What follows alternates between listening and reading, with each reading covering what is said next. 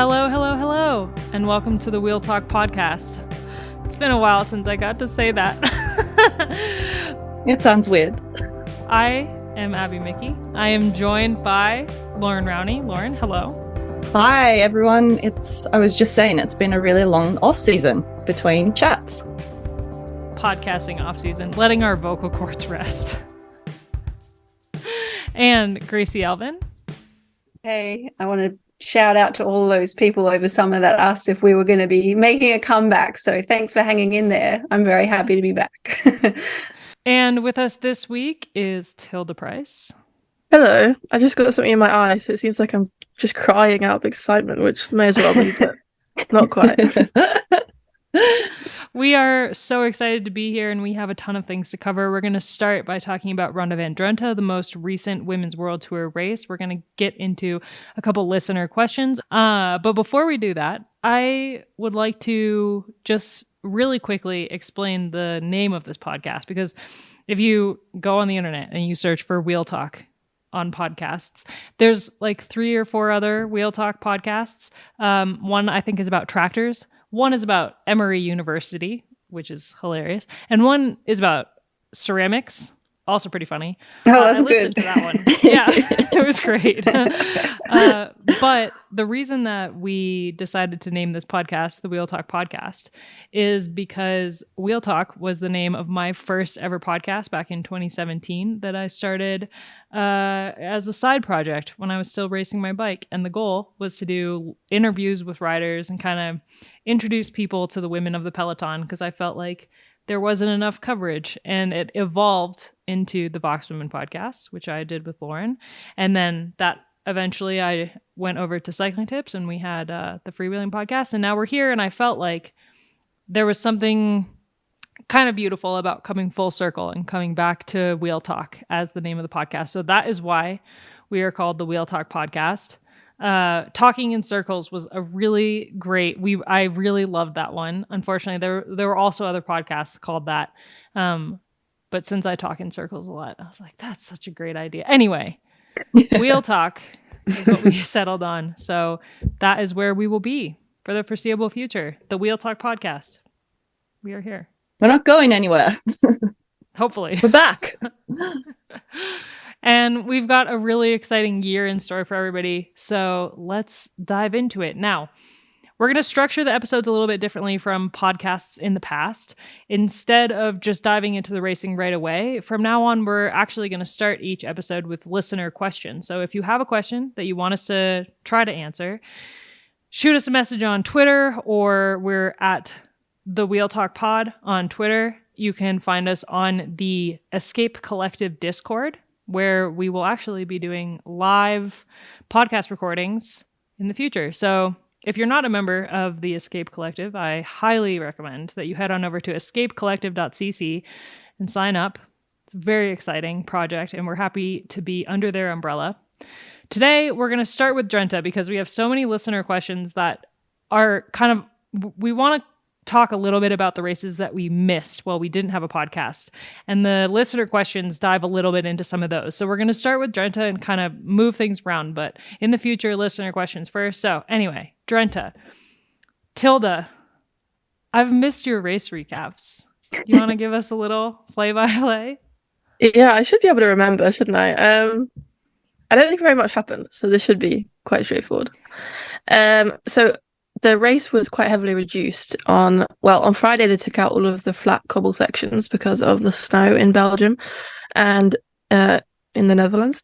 And then on Saturday morning, they announced that it would be pretty heavily shortened from 150k to 95k. And most of the roads that were meant to be used were taken out. And it was basically laps of the Vanberg, which they were meant to do 3 times. They just did 6 times and then went straight to the finish from there. So it was very contained geographically. It was just a short, I think, 14-kilometer lap that they did.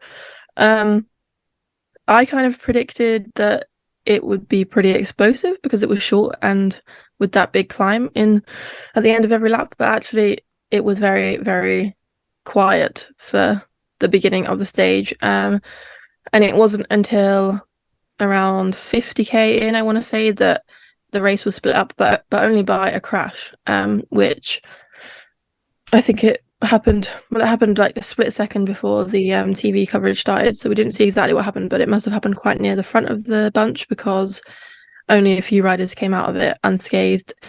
Riders were either taken down by it or caught behind it, and on those really narrow roads in the Netherlands, you can't really get around it. A lot of riders ended up in a ditch on the side of the road. And so from there was a group of 8 riders who were out front, who were kind of really pushing on, perhaps surprisingly, because there was a good argument that you could have neutralised the race, either officially or by the riders themselves. But with a lot of teams represented in that group, and it being the first time all day that the race split up at all, they were clearly keen to push on, and SD Worx were quite well represented up the front. And then from there, it did become a little bit confusing with all of the groups on the road. Essentially, there was a second chasing group, and then there was a third chasing group, which had Lorena Wiebes, Elisa Balsamo, and Marta Bastianelli all in it, who were kind of the pre-race favourites. And they were around, at the start, 50 seconds behind the lead, and then that just came down slowly. And the race kind of just came together from the back, I would say. The third group managed to make their way up to the front group by the last couple of laps. On the final lap of the Vanberg, there were a few attacks. Interestingly, so SD Worx had, in the end, 5 riders in that front group, so they were pretty well represented, including Wiebes. But they weren't just sitting around waiting for a bunch sprint. They were clearly wanting to make it hard, so we had Misha Bredevold attacking. Teams like DSM were sending a lot of riders up the road because any team without a sprinter, and DSM had Charlotte Cool sitting out due to illness, they kind of had no other game plan except to launch these attacks. As pointless as they might have seemed at the time, that was all they had to do at that point. So there were a few attacks, in the last, in the penultimate lap, but mainly in the last one. But with SD Worx and also Jumbo-Visma surprisingly doing a lot of work, no one was really getting away on the flat. And so, on the run in towards the finish, it was pretty clear that it was going to come down to a sprint. And as you may have predicted, Lorena Wiebes took it by 3 bike lengths, I would say, over Susanna Anderson of Uno X and Maaike van der Duin of Canyon. I think by the time that it was clear that it was going to come to the finish in a sprint, and she had 4 teammates there, it was really hard to bet against Wiebes. So it's a funny one because this race often ends in a sprint, but not always. And actually, arguably, the parkour on Saturday was a bit harder than previous races because there was more climbing. And I think people thought there was less of a chance of it being a sprint, but in the end, same as it would have been probably. And Lorena Wiebes gets her 3rd win in a row there and a 4th win in a row for SD Worx this year. I was really surprised that it wasn't more explosive. I expected, like you said, we've seen some really aggressive racing on the Vanberg before, and it is a short climb, but it's steep. So it's just takes something out of you every single time, which kind of favors poppier riders. And I expected it to be a really, really exciting race. And it was.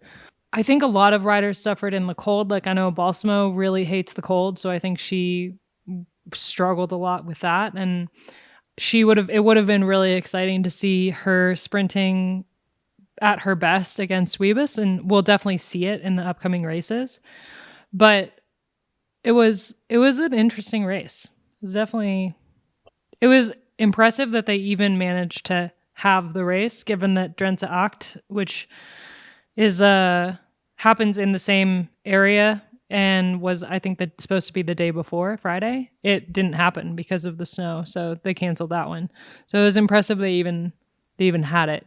But I think Gracie can speak to this as well, because she's raced this race so many times and has had a lot of success there. But it's this race, like how it sort of pans out is on several different things. Weather has a massive impact there, and that can affect a rider's sort of mentality as well. I mean, I think with Friday, it was horrendous conditions. It was really tough out there. And then to sort of psych yourself up to get out there on Saturday when it was still very cold, and the race started later and they shortened it. And it's kind of like, I can understand the motivation can start lacking a little bit then. But in terms of how the race is raced and won, it comes down to the weather, the races leading up to that point, because Drenthe is like a beast of its own. It's so different to any other race on the calendar. And, those cobbled sections, and if there's wind, normally that just blows apart the race. And there's just so much nervousness going into that race because you're so aware that you have to be like really on point on that day, because if you make just the smallest mistake in that race, it really does impact the outcome at the end. Because if you're lacking teammates, the crashing, all those elements just determine sort of what we see at the end there. But I always found it as a rider a really peculiar race. I hated it when I did it. I think most riders hate it. I definitely agree with you, Loren, though. That's what I was thinking as well. I think that impetus really left a lot of riders. You just have, exactly like you said, you need so much motivation to front up to that weekend in the first place. And then if it's chipped away by worrying about the weather, worrying whether or not the race is going to happen or not knowing until that last minute if they were going to change the course, that really would have just worn down a lot of riders before the race even started. And most riders don't it's a weird thing because we put ourselves in the most uncomfortable situations all year round, but you're still trying to avoid discomfort. So it's kind of this funny balance of being a top cyclist of I know I'm going to suffer, but I also don't want to suffer like that. I don't want to be really cold, or I don't want to be snowed on. I don't want to crash on those awful cobbles. I don't want to know that I'm racing and then not. It's just this constant grinding away of yourself all year. And those moments, if you've already had a few weekends back to back, you're just going, just cancel the bloody race. I don't want to do it anymore. I just want to go home. It's fine. Yeah.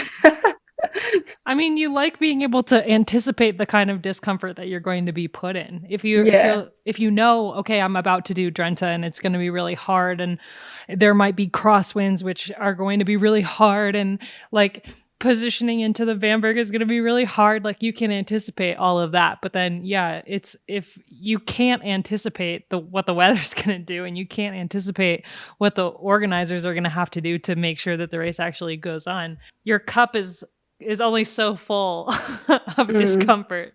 Yeah, and I think you could definitely see that discomfort in the riders. And if you look at when the racing started, it started at pretty poor timing with that massive crash, but at least it showed us why sort of the race ended up the way it was as well. A lot of people lost a lot of teammates, except SD Worx, it seemed. But people were nervous, and rightfully so. And I don't think that's a reflection of the women's peloton and the level it's at. It's just that race can be really fast. And I can understand why riders were getting nervous in those conditions. And sort of it's like this chain reaction of actions that happens when you have a massive crash, and then people start making mistakes. And maybe your head's not fully in the game. You're just thinking, let's just get to the finish line today.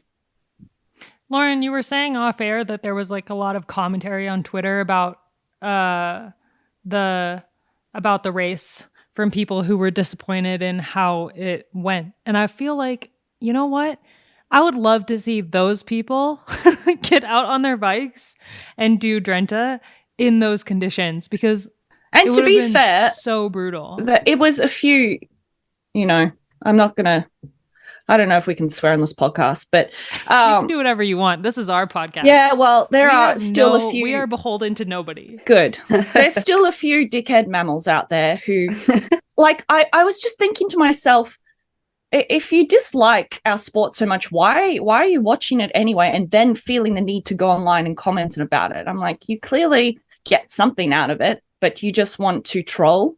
But to be fair, most people were just saying, you clearly don't watch the whole women's calendar, or the comments I was making, this isn't a reflection of the peloton. So it still riles me up. And that's why I try not to look too much at that stuff. But again, going back to my point, it's, we see it in the men's peloton too. And actually speaking with one of the riders yesterday who raced on Saturday, she's been in the peloton now for over 10 years. And she was just saying, like, Loren, you can't believe how fast the peloton is now. And we've heard the same thing in the men's peloton. It's just so fast. And it's with every sport. We're just advancing in science and technology, and there's so much money going into these things now. It's just, we've got some athletes that are coming up really quickly, and maybe it's this discussion we've had before, that haven't had that time to really develop to the skill they need to be, I want to talk a little bit about the sprint, but specifically I want to talk about, I think it kind of, we'll get into SD Worx and their current dominance and everything for sure when we go over the other races a little bit. But there were questions at the end of the year last year when we knew that Lorena was going to SD Worx about how they were going to replicate or even try to challenge the Team DSM lead out that DSM had really perfected for Lorena. And I think we saw at Drenthe that they have no problem pulling off a textbook lead out, because their lead out for Lorena was amazing. And all she had to do was deliver, and she did that by bike lengths. And so I think whatever questions we were asking at the end of last year have already been put to bed. Yeah. We already don't need to worry about how SD Worx is going to handle a lead out for Lorena. I think once we get into the cobbled classics, and like next week, the week after Trofeo Binda, once we get into like Gent-Wevelgem and Flanders and all of that, we'll see how the team is going to manage having Lorena, Kopecky, and Demi Vollering, because Strada was really interesting, the dynamic there. And we were talking a little bit on the pretty serious bike racing podcast, which is the podcast of Dane Cash. If you haven't listened to it, I highly recommend, about how the team is going to juggle Lorena and Kopecky. But I think that we've talked about this in the past. Like, Kopecky is not really a sprinter anymore. So the question that I have for us is, Lorena has proved that she is the best sprinter in the women's peloton. We'll get into the Charlotte Kool stuff in a second. But I think she's quite good. Like, she's going to be really hard to beat, especially if SD Worx puts all of their cards in her basket and kind of focuses on her. So when we get into the races coming up, she's also, if at Omloop had Newsblad, she was climbing incredibly well. So how is the team going to manage Lorena when it comes to the other races, when we know if it comes to a sprint, she can win, but also they have a ton of other cards to play? What do you guys think? I think they just they've always had dominance, no matter what their roster looked like, even 5 or 7 years ago with Lizzie there, and then Anna van der Breggen, and they're always juggling big names. So I don't know, I think that they, like, Danny Stam actually does quite well with managing all of those big abilities, and they're quite disciplined. I feel like we talk about it every year of like, oh, will they pull it off with all of these big riders? And they always do. So I think the Strada outcome was actually less common with that team than it hasn't really happened really hardly ever. So what do you guys think about Strada? What do you like? What do you think about that dynamic? Because it was so interesting. Like, they're obviously professional riders. They're gonna put it behind them and go do their job, but they're also both champions. So is that something that's going to like sit in the back of their minds that happened, that they ended up, I don't know, in this awkward position? Do you think that everyone's reading into it too much, or I feel what do like, you guys think? Okay, there was a listener question to do with this. I think they kind of wanted us to break it down, because there's like a question: would Demi have ever gotten across if Lotta hadn't come across? Because, with the thing with the horse and all the chaos that happened, that really threw her a little bit. And we know how strong Faulkner is, so it's hard to say. At that point in time when that was happening, it didn't feel like she was really closing that gap. And then when you had the two of them together, they worked really well together. And then in my head, I was thinking as they were coming into the final kilometers and were like, they're going to make the catch. Is Demi just going to go full gas into the bottom and then make contact with Faulkner, and Lotta's going to launch? And actually, she did take the lead, but then I think she was thinking, while I'm here, I'm probably still feeling good. I'm going to climb as hard as I can. And then I think for both of them, Lotta was thinking, well, I'm in good form too. Surely maybe I'm going to outclimb Demi today. And then it was kind of like, at least from the interview that I heard in Dutch, was, it was just a bit of fun to kind of race each other up the climb. And then at that point in time, when your heart rate is probably at 200 beats and you're coming into those final corners and you can hear the crowds and everything, and you're very aware, I think Faulkner is way back at that point. I don't know what you do in that moment. Do you look at your teammate and kind of like make eye contact and go, is it for you or for me? Or maybe we're going to actually ride across the line like not Balsamo, Longo Borghini. Yeah. And I don't know. I've never been in that position, so I can't say, but it looked awkward. I think the more awkward situation wasn't actually the sprint. It was that Kopecky joined Demi and she wasn't expecting that. Like, it seemed like in the interview that she was more confused about why Lotta jumped up and bridged to her than she was about the sprint at the end. And also, like, I don't know how much Demi having to basically come to a standstill to get around Faulkner on the climb impacted that climb. Maybe Demi would have just climbed away from Kopecky and it wouldn't have been a problem, but Faulkner Demi was trying to fit through a gap that was already pretty small. Faulkner pushed her into the barrier. Totally, it's legal. Is it cool? I don't know. But that would have really impacted Demi's speed going up the climb. She had to back off and go all the way around. So had that not happened, Demi might have just dropped Lotta on the climb and it wouldn't have been a sprint at all. So there's so many really interesting little bits that happened even before the sprint that I think people got so wrapped up in the sprint and Demi's interview immediately after the race that you kind of missed a couple of those key moments that led up to that awkwardness. Yeah, and I think go Tilda. Sorry. Yeah, and I think maybe that also is part of the explanation as to why Demi was so upset. I don't think it was all about the sprint finish. She was very upset and clearly quite shaken by the whole day. And I don't think that just comes down to what happened with Lotta in the sprint. She had nearly crashed into a horse and then seen this horse fall over on the side of the road and then got caught by Lotta when she wasn't expecting it and then slammed into the barriers by Faulkner. I think she just had a really bad day and the emotions came out that way. I don't think all of that, because she was in tears when she was talking about how Chantal had told her that she should believe in herself for this race and everything.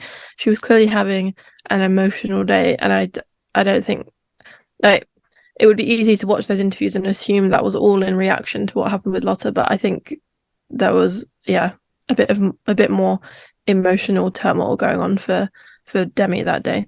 And also Lotta seemed so unbothered about the whole situation.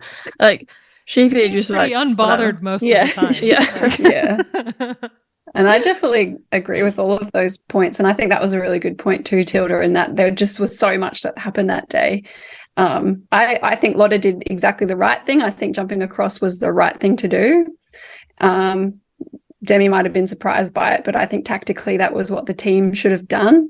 And then I think that final, just shows us just their different personalities and maybe different cultural values. Not that either of them were right or wrong, but just that Demi wasn't expecting Lotta to race her at the end and Lotta expected to race at the end. So it was just a bit of a miscommunication, such a dramatic day. And it was pretty funny to commentate because we were all just what the hell?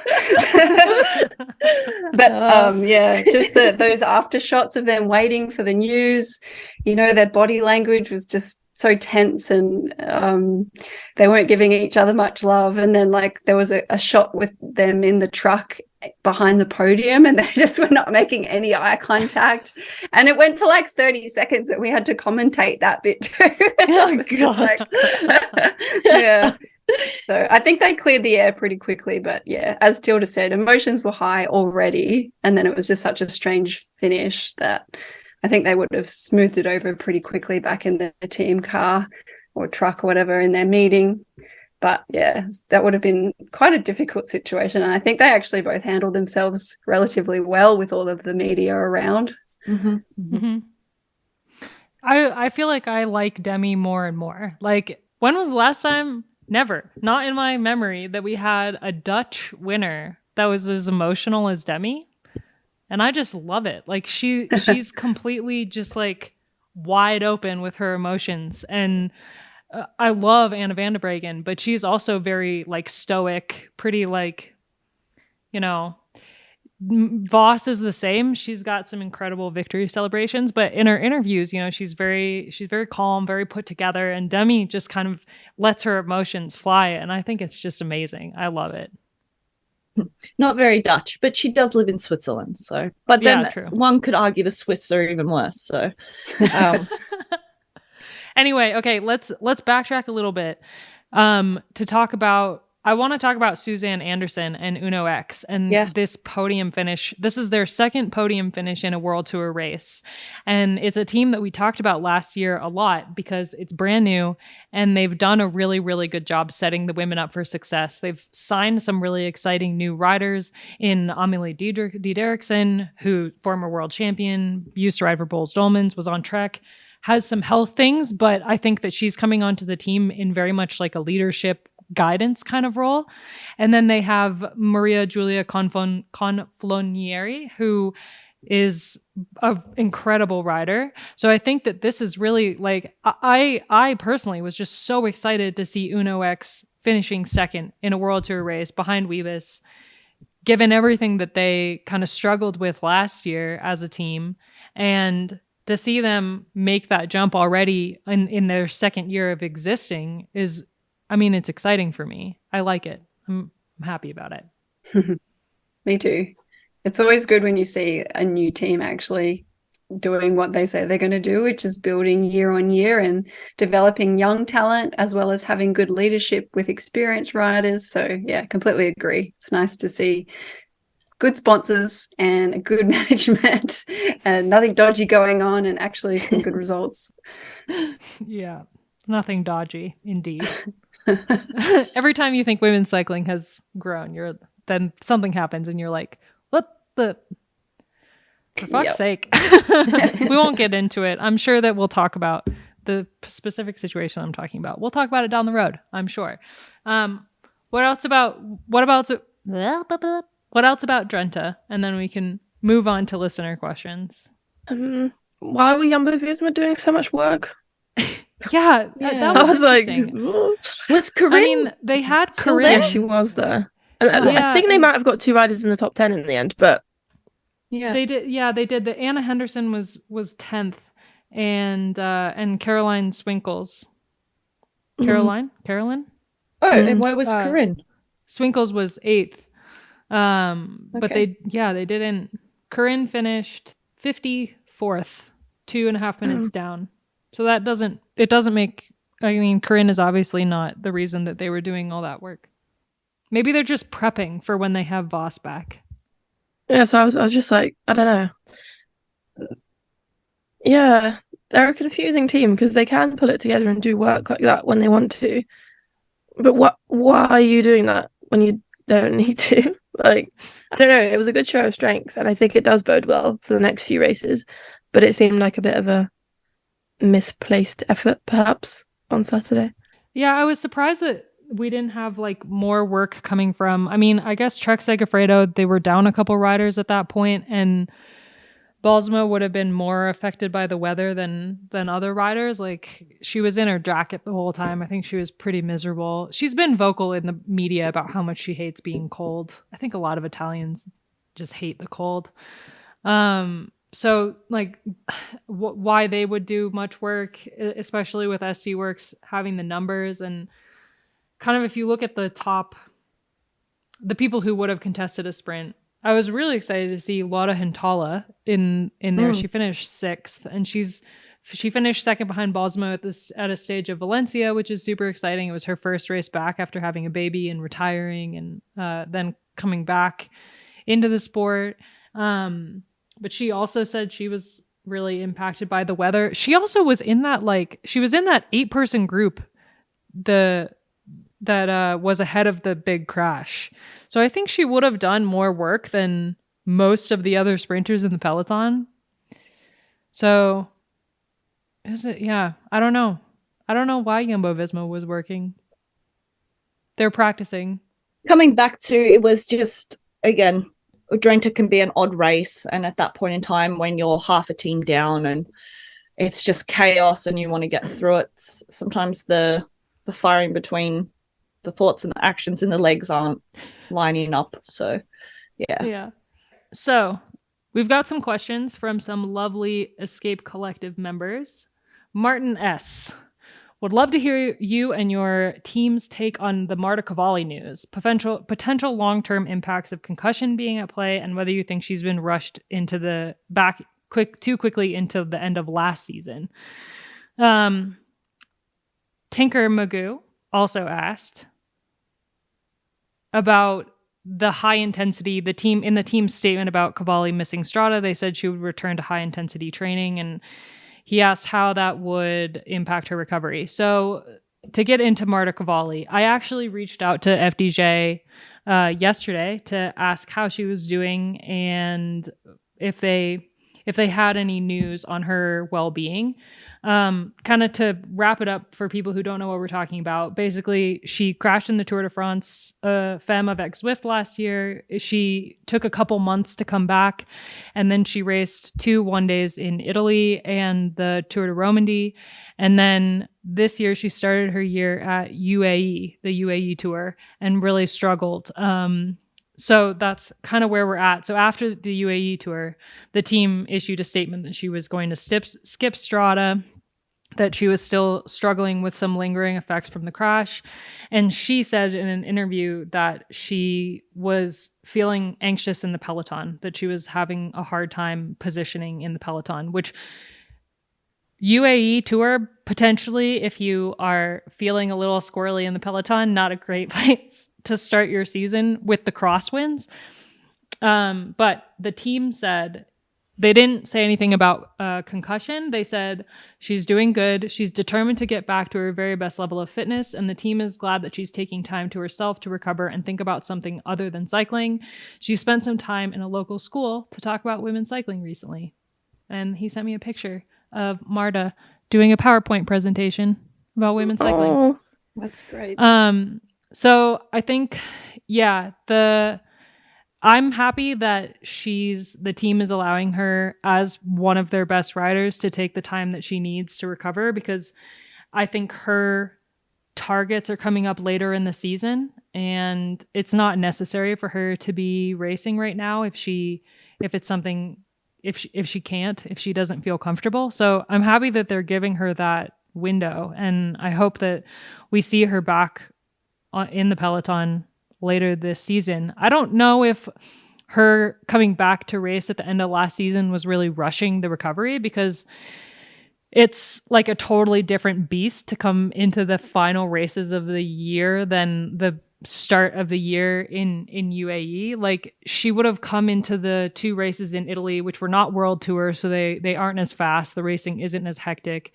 And then the Tour of Rowney is a stage race, which is also raced very, very differently.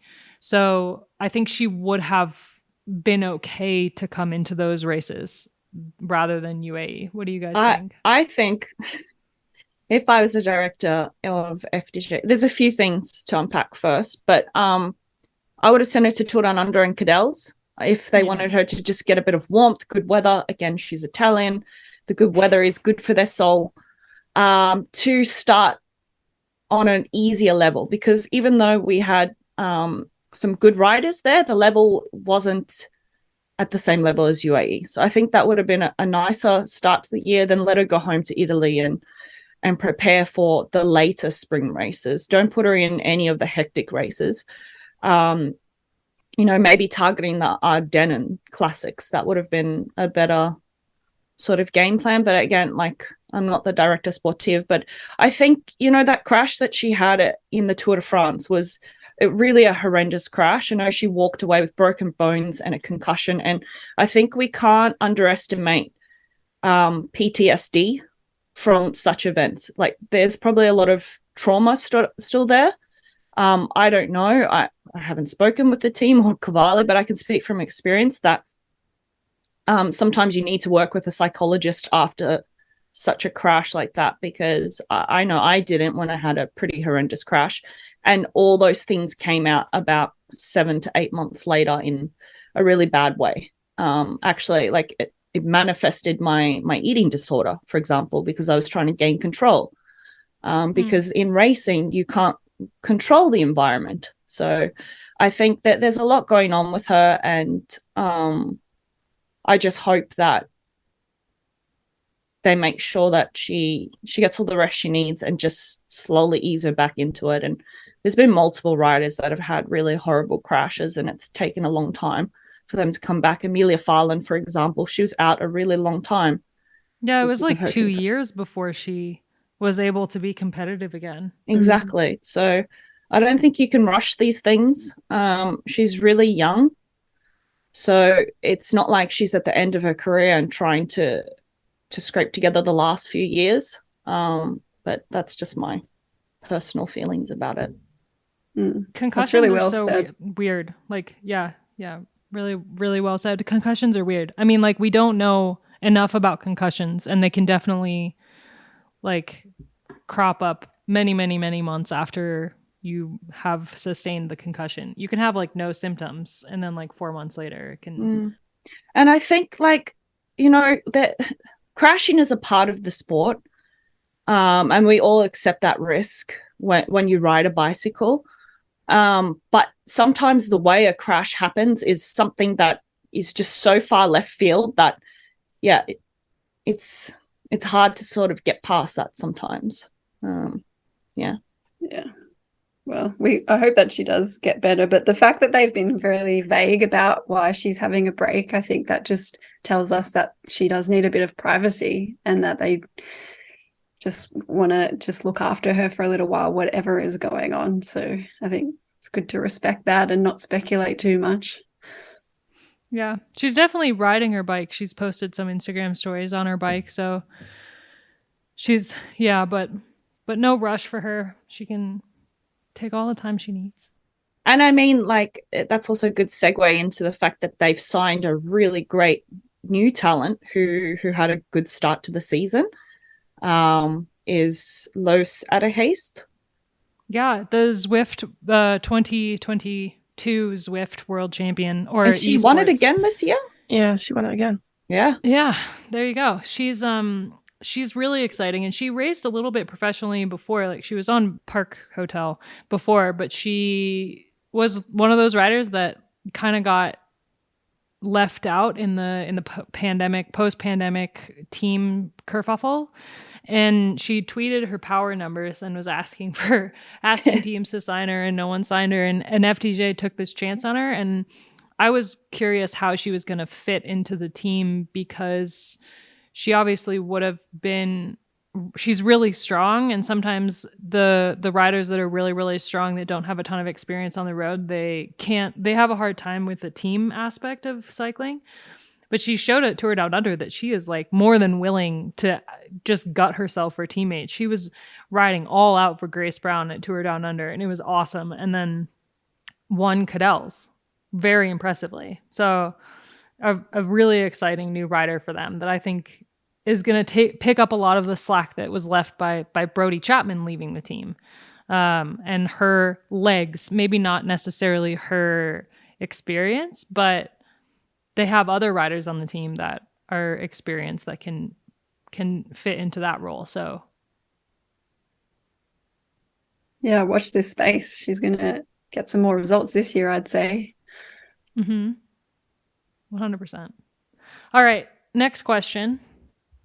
Dr. Disco. Great names. I'd love to hear a discussion about the debacle of the live coverage of women's Omloop Het Nieuwsblad. So, Omloop Het Nieuwsblad. We talked about this like in our group chat. The Omloop Het Nieuwsblad is often like shorter coverage, and it's interesting because Flanders Classics is a organization that I think I hold them to a higher standard because they've made a big. They've been very vocal about the equality. They're trying to make it equal prize money and all of that stuff. And they have their women's races finish after their men's races so that there's people at the finish line to cheer on the women. But one of the impacts of that is that they have the men's live coverage going and then the women's is after. So it's not actually... I found it interesting that everybody was so up in arms about this because, yeah, once you kind of look back, this is pretty normal for Omloop to have not a ton of live coverage. It's still a bummer, but I think it's... I don't know. But it was WorldTour this year, right? Mm-hmm, yeah. This was its first year WorldTour. Yeah, so I think that's why as well the expectations were higher, because I think Tilda has spoken about it a lot too, is that part of the conditions about being WorldTour is, X amount of coverage, but we kind of expected this point in time that you're not providing the bare minimum. And again, when you're linked to the same organization under that umbrella of Flanders Classics, that you would assume it would be on the same page as Gent-Wevelgem or Flanders itself. So I think, I don't know. Has anyone spoken to the race organization? No, but I remember last time they had the last time they had like a bunch of negative attention was I think the prize money, and they were really... Scott Sunderland, is he... Yeah all these Australians still living in Belgium. I don't get it. The women's race caught the men's race one year in Het Nieuwsblad. Oh, that was right. A good one. Yeah. I mean, one thing to think about though, like if we compare and contrast Strada to Omloop, is it such a bad thing having the women's race in the morning when you can have longer live coverage? And there were people at the finish, and I was at the finish of Het Nieuwsblad, and I don't know, there is this argument that people will stay around for the women's race, but to be honest, people left. It was freezing cold. People had been there all day waiting for the men's race. Actually, if the women finish in front of the people who are already waiting for the men's race, then you still have this idea of people being there for the finish. And I think Strade Bianche was a lot, like, there was no crossover between the coverage. The men's didn't start till after, the live coverage didn't start after the women had finished. We got to see plenty of it. People didn't tune out because they'd already been watching racing all day. I do like the idea of swapping them around in a symbolic way to say that we're not just shoving the women's race in the morning, but I think in a lot of practical terms you can get better outcomes by doing that. And if we're talking the amount of live coverage, I would choose what we got at Strade Bianche any week over what we got at Omloop. So I agree. I don't know. I feel like it's also worth looking at Paris-Roubaix and having the women's race the day before, because personally I prefer having the women race a different day than the men, because then they get all of the attention. It's not like you have, there's 2 stories about the women's race, and then as soon as the men's race finishes, there's 5 stories, and those 2 stories get pushed right off the homepage. So I feel like having the women just go on their own day, you get more opportunity for live coverage, more attention from the organizers to have everything go smoothly. You get, an entire day that's dedicated to the women, and it's a lot more work, obviously, because then you have to close the roads for an entire extra day and all of that stuff. But I feel like we're at a point where the women deserve that. I certainly think for really iconic races like Paris-Roubaix is a great example, and the Tour de France, it's necessary. We need to have standalone events.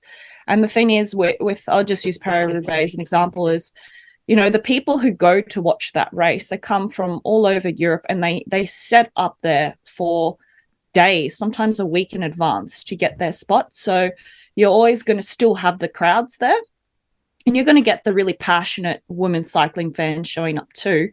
And like you said, then the women are getting the coverage that they deserve. And that's exactly what we saw with the Tour de France last year. It was always the question, after the men's Tour de France, will people hang on for another week? and want to watch the women, and they did. And maybe the audiences were the same and a little bit different. I mean, I don't tune in for every day of the men's Tour de France, but, you know, I'm a diehard women's cycling fan, so I did for the women's. And I think we do have that. We have fans that watch both, and then we have fans who are just into the women's side of the sport, which is totally fine. But that's kind of where we're at now. Yeah, I think what's interesting about the live coverage discussion is that we're still having it, and now it's not so much of wanting there to be live coverage, it's wanting there to be adequate live coverage and enough live coverage. So it's annoying that we still have to talk about it. We've definitely come a really, really long way in the last 2 years when it comes to the live coverage. Like, it's kind of wild how far we've come in 2 years, but it's still a thing. Still a thing we got to talk about. And I feel like for some of the races that, like, you do need to see at least 100 kilometers of it. Or when we got to see 3 hours of Flanders, it was last year, right, that we could see from 100 kilometers to go.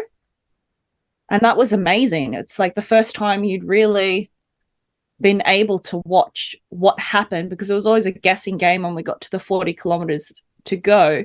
You could follow what had happened on Twitter, but it's never quite the same as like visually seeing who's doing what. And it's just great as well to see all the workers that once you get to that 30K to go or 40K to go in such a long, hard race, they're probably fading to the back toward, like, at that point. So you never got to see those people, but now you can for those races. And I feel like Paris-Roubaix is the same race. You want to see all of it, because each sector is just so important in that race. And it's kind of like the same with Flanders, is each, climb or cobbled sector is important in how the race develops. So, yeah, hopefully we get start to finish live coverage of Paris-Roubaix this year.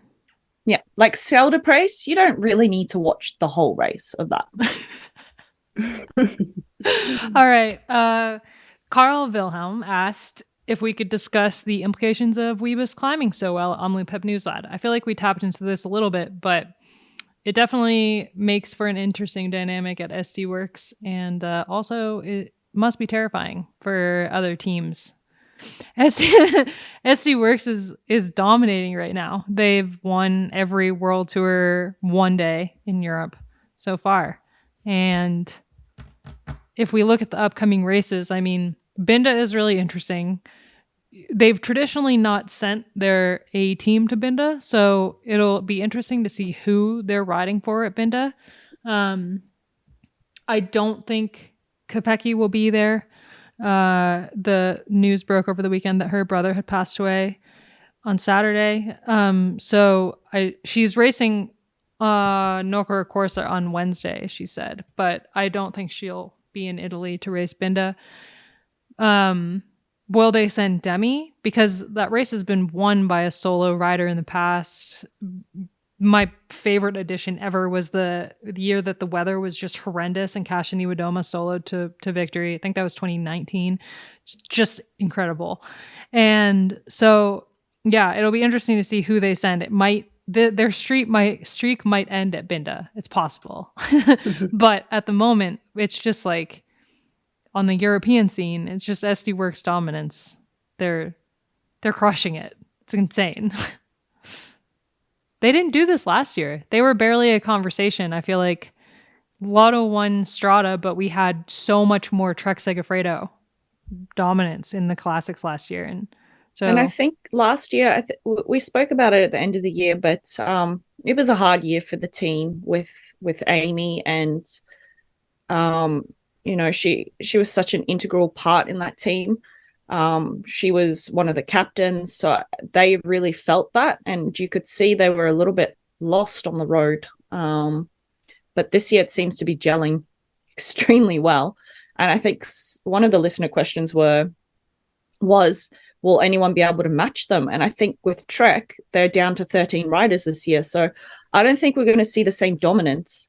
Ellen van Dijk, like you mentioned, is pregnant, which is amazing, but she's a really important part of that team. So Brodie Chapman, can she step up to that sort of Ellen van Dijk role?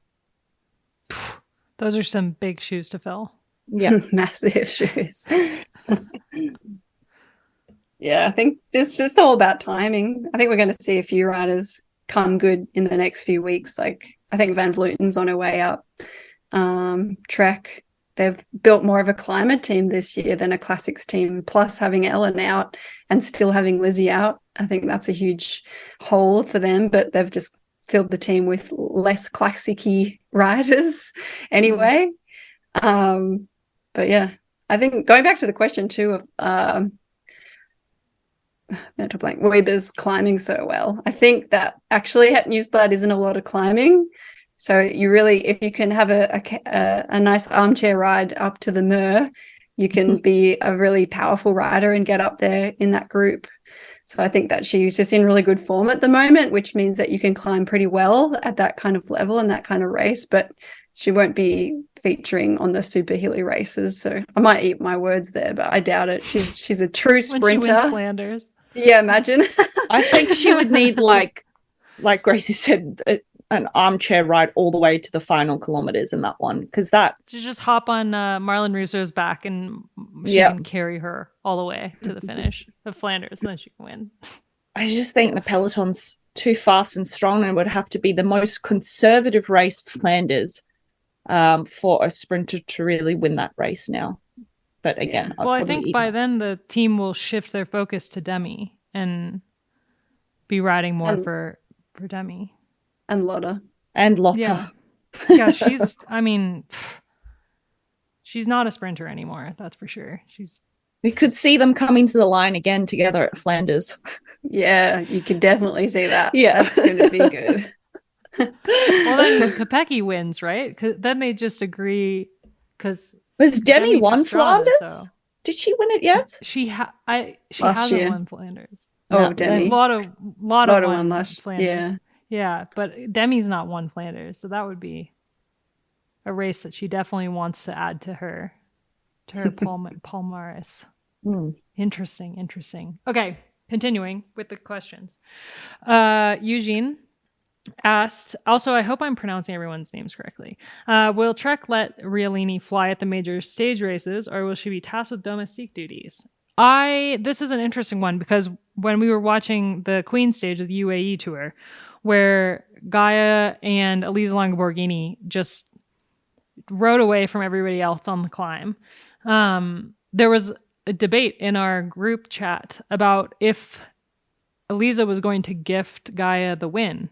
And that did not happen. Elisa won the stage, won the overall, and Gaia took second.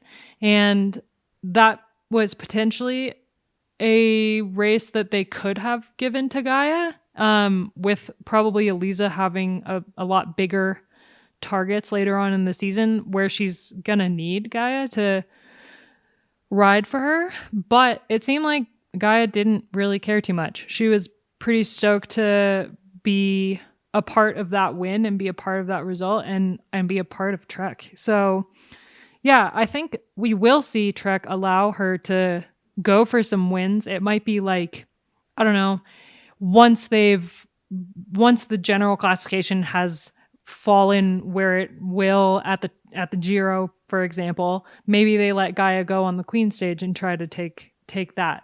As an Italian, I'm sure it would be a huge deal for her. But it's interesting. I mean, she's signed for the team for a couple years, and I think that she's got years to win, to be let off the leash. And this is when she should be a domestique, is early in her career. When she's young, she's learning. I don't think there's anything wrong with her being tasked with domestique duties for the time being. Well, and they did let her win this weekend, didn't they? There was which I think, she won a small race in Italy where her and Spratti, is that right, came to the finish line, and they gave her the win. And I think that's like more of an appropriate place to do that than the Queen stage of the UAE tour. I know I argued elsewhere that I think it was fine that Lisa won, but I do see the argument otherwise. But yeah, I think it's no bad thing to be on domestique duty at the best / second best World Tour team in the world.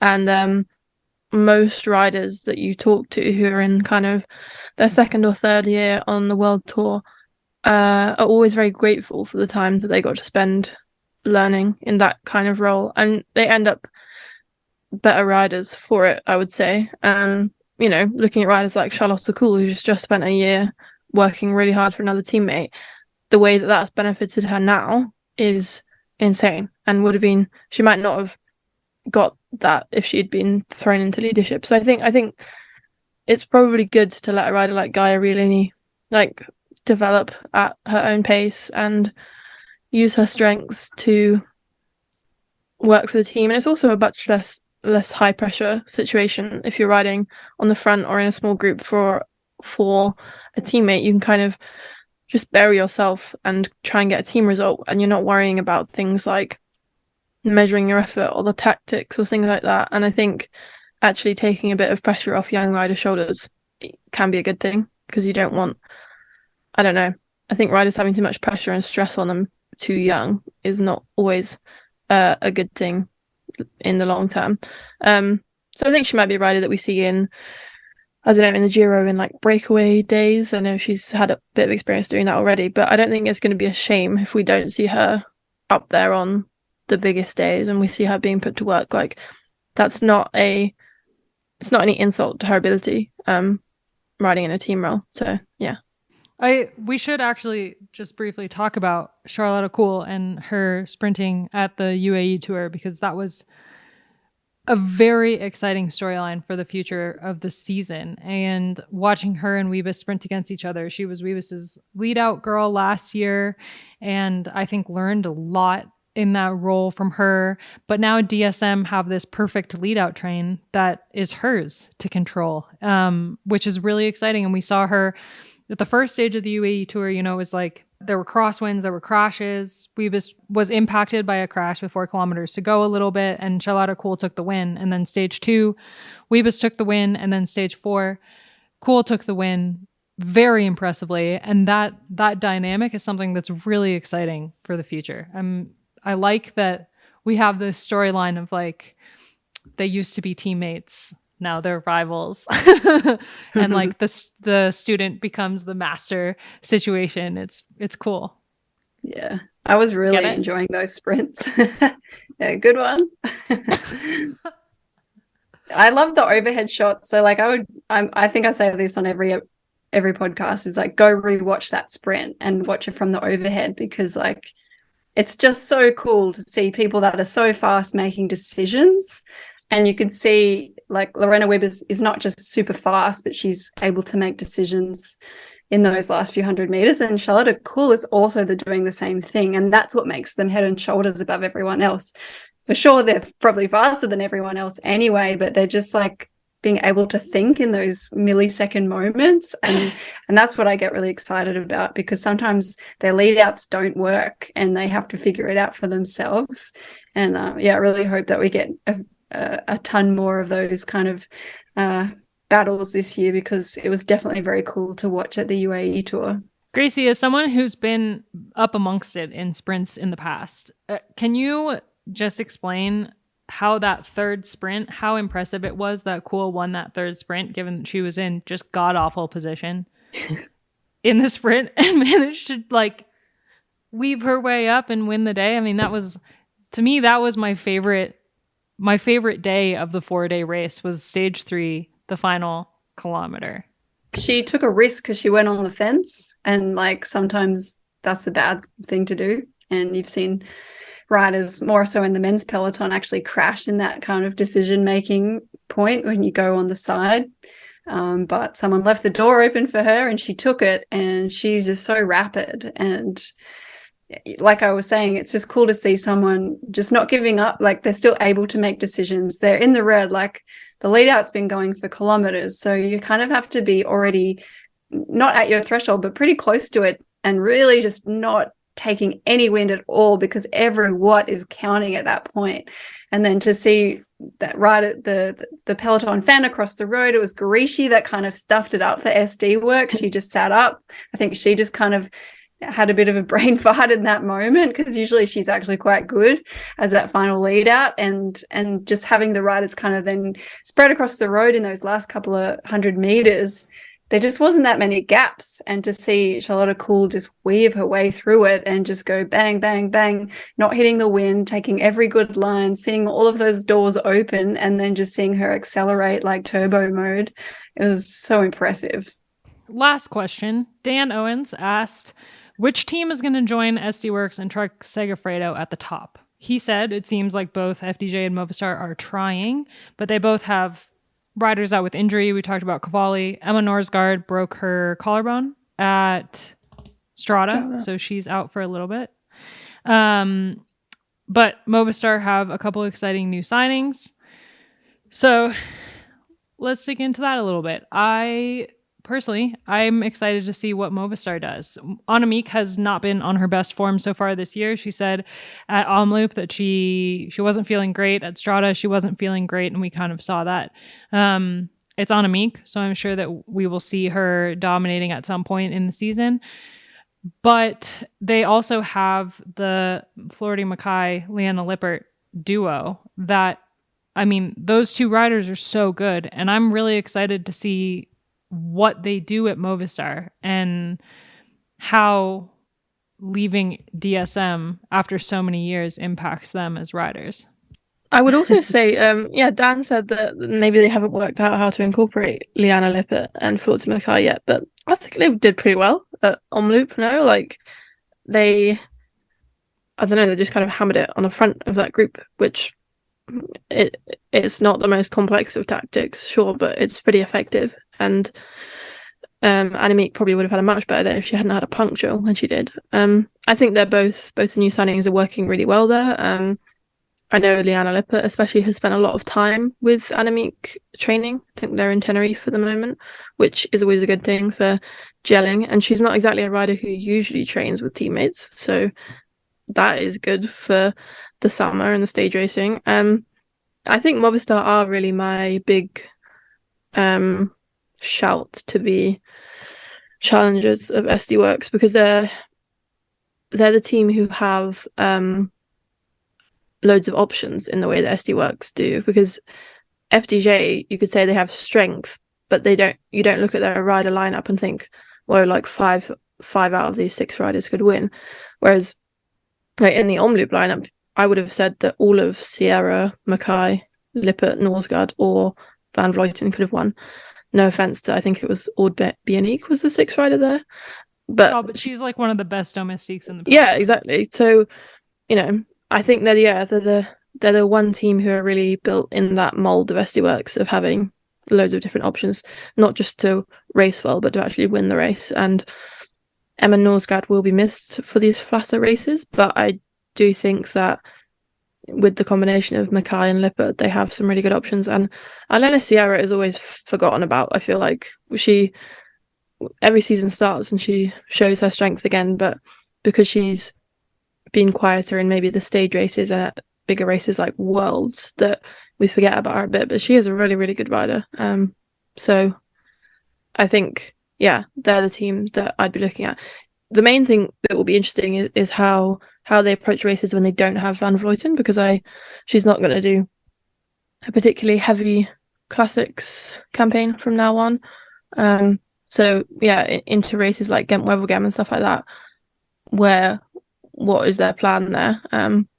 But no, I think they are working really well together, and that is the main thing that you can ask for teams, is like cohesion and putting not just having strength, but actually turning that into a strong team ride. Mm-hmm. I agree. Yeah. I'm curious to see how a couple other teams manage the season. Like Canyon SRAM has had a lot of turnover for this year. They have a couple new riders and they lost a couple riders. So their team is really young. I'm curious to see how they put that together. And I mean, like Micah van der Dune already finished 3rd at Drenthe. Kasia, I think she said at Strada she's not feeling 100% yet. But that's a team that, like, they used to be one of the teams in the conversation as a top team, and they just kind of haven't put any results together. Similarly, EF is growing as a team, and I'm curious to see how the signing of Georgia Williams and Allison Jackson, how that impacts a team full of really strong riders that didn't have much in the way of direction on the road last year. So those are two teams that I don't think are in the conversation to join SD Worx and Trek-Segafredo, but I hold out hope that they, at some point, I don't know, maybe we've been burned too much by Canyon SRAM at this point. Like, can we still say that they, it's been how many years and they still haven't quite figured out how to get on that top step? No, I think that they can definitely maybe resign themselves to being a really good development team, a really good place to learn the ropes. And yeah, they're certainly not where they used to be. Another team worth mentioning that could be the challengers as well are the UAE. They've got Persico, Bastianelli and Garcia, and a really good, strong lineup of good workers and domestiques. So I think that they could be interesting as well. I think Persico, she had such an amazing season last year. I'm not sure if she'll be able to back it up, but maybe she'll get better. I hope so. Yeah, that's true. That's an interesting team, and they've split into their World Tour team and they have a development team as well, and signed most of Valcar. So really interesting stuff going on over at UAE. And then another team I'm always curious about is the Jayco Alula. Is that how you say it?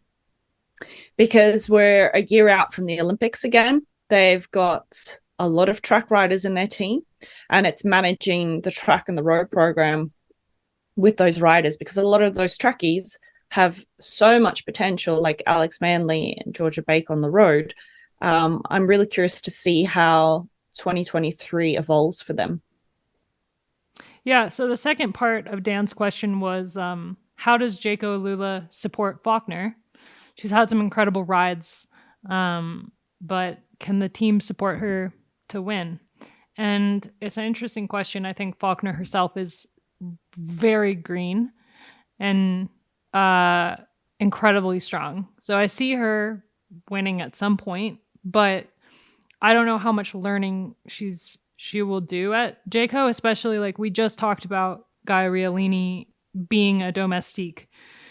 Faulkner is like very fresh in racing, and she's already the leader for that team. And I don't think that will benefit her in the long run, because you need to learn how to win a race. And if she's not doing that, then you can't.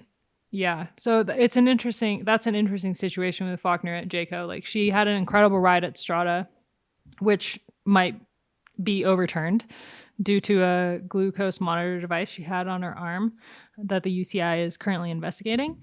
But yeah, I don't know. I don't know if Jayco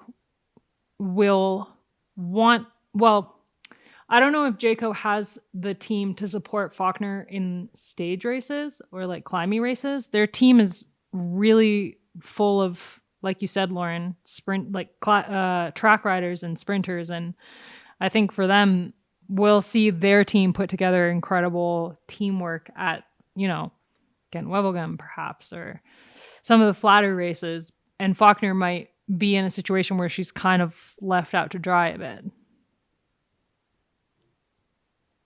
Yeah.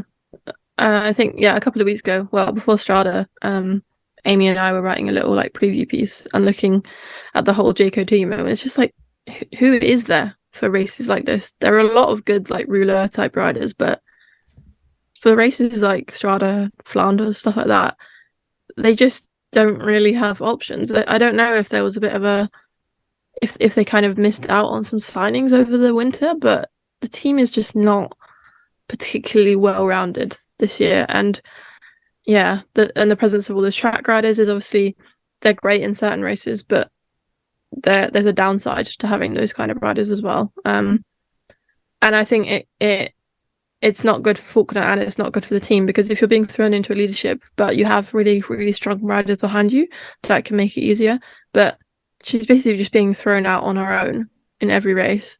And probably having to make a lot of decisions by herself and support herself. And yeah, I don't think that's the best way to learn. So I think if they want to support her, like, they really need to just sign some more riders. I don't think there's that much they can change in this classic season with the riders that they have necessarily, because just on paper it's not necessarily there, which is a big shame, I think, because they do have some individual good riders, but it's just never seems to be coming together for a team that you look at and go, yeah, that's a really well put together team for this race. It just doesn't happen very often.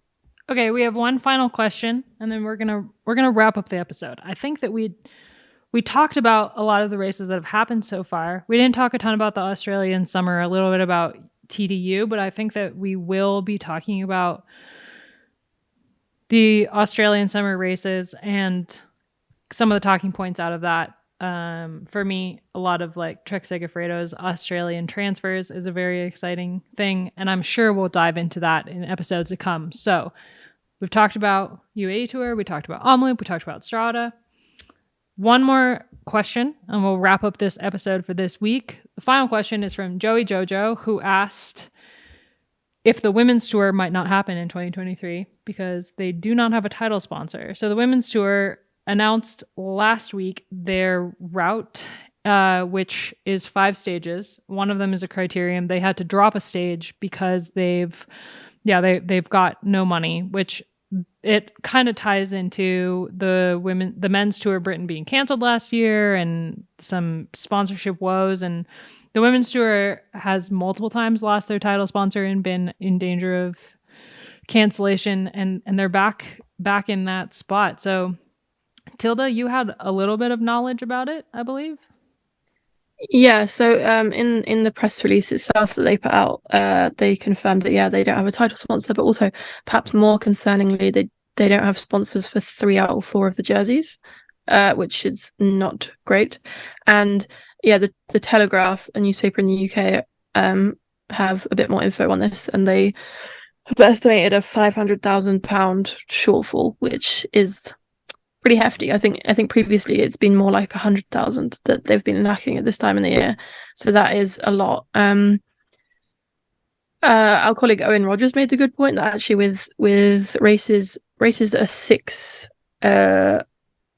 days long now, teams can have 7 riders, which is great in some ways, but it's another added expense for the races. So that is another reason why perhaps it's shorter.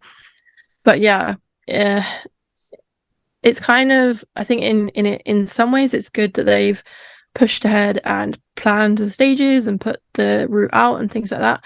But I think there's a pretty high possibility of that race not actually going ahead, because that is a big monetary gap to fill. And if you only have one jersey sponsored, I mean, that's not just lacking a little bit of money to fill out the prize money or fund the broadcast. That's kind of the money that you need to run a race. So that would be a pretty upsetting cancellation, because it's a big favorite and they're pretty stalwarts of the calendar. But I think a lot of things with the cancellation of the Tour of Britain and just the general economy around cycling in the UK is just not good at the moment. It'll be a bummer if that race gets canceled, purely because it's an exciting race. They finally had live coverage last year for the first time. And I think that it's good to have a World Tour race outside of the continental Europe during the height of cycling season. So I think we'll all be bummed if that race is canceled, but they've found themselves in this situation before, and they've managed to pull it off. So I guess we'll see. Unfortunately, I think that the first thing that will go, if they can't find the funding, the full funding, will be the live coverage. Does that mean it will lose World Tour status then? Is that what happens? I mean, they didn't have live coverage in 2021, and they kept their World Tour status. So and the same way 2023 Ride London last year as well. Yeah, true. The UCI we still have Ride London, but Because, yeah, I exactly. hate it. Tilda's making a face, and I agree. I have a vendetta against this race. We'll cut it. We're almost like at an hour and 20 minutes. So I think that that's good. The final kind of news item that we had on was that Ellen Van Dijk, as Loren mentioned, Ellen Van Dijk is pregnant, which is really exciting. She's the fourth rider in the World Tour this season to announce her pregnancy. Chantel Vanderbroek Black announced in November of 2022 that she was pregnant. Joss Loudon is pregnant. Omar Shapira is pregnant. So we have 4 World Tour riders who are pregnant. And this is just like incredibly exciting turning of the tide in the way that the women of the peloton see maternity leave and having a baby while they're still racing. Ellen definitely wants to return for Paris, the Paris Olympics in 2024. And Chantal, I think, is planning to return, or at least direct. It's so exciting from the perspective of a mother and a woman. And I don't think that these are the only 4 people that are going to announce pregnancies in 2023. And yeah, it's really cool. We've come a really long way in women's cycling in like 2 years. Yeah, it's awesome. I'm not a mum, but I'm stoked and so inspired. I in my career, I just thought it was career over if you wanted to be a parent, a female parent. And yeah, it's just so inspiring to see women being able to make choices for themselves now and not have choices made for them. So yeah, it's not just good for women's cycling, it's good for women's sport in general, and it's good for women's rights in general. So I think it's in some ways cycling is one of the leaders in maternity leave, which is pretty cool. Yeah, really cool. I mean, we have multiple women in the peloton who have brand new babies. Like Lotta has a 1-year-old and he went to team camp with her, and Eleanor Barker had her son at team camp, at Uno X team camp with her. Might bite them in the butt because they might end up with quite a few riders pregnant. But they also, with the new it's maternity contagious, leave, isn't it? Yeah, it is contagious. With the new maternity leave rules, they can sign riders to fill those spots. And Trek-Segafredo interestingly said that they weren't going to replace Ellen with a backup rider, which is, we'll see how that impacts their season. But yeah, I just wanted to mention this because it's just so exciting, and I think it's something that we'll talk about more this year as the season goes on, and as we see Lizzie come back, because I'm excited. To my knowledge, that. she will be the very first woman in the World Tour with 2 babies. Yep. Just amazing. She's paused her career twice to have a baby. We'll talk about it. We'll get there. But this is it. I'm going to end this episode before I just continue talking in circles. This has been Wheel Talk, our first episode. Thank you so much for listening. Thank you to Matt Deneve for our incredible music. And thank you to you 3 for joining me today. It's good to be back. Yay!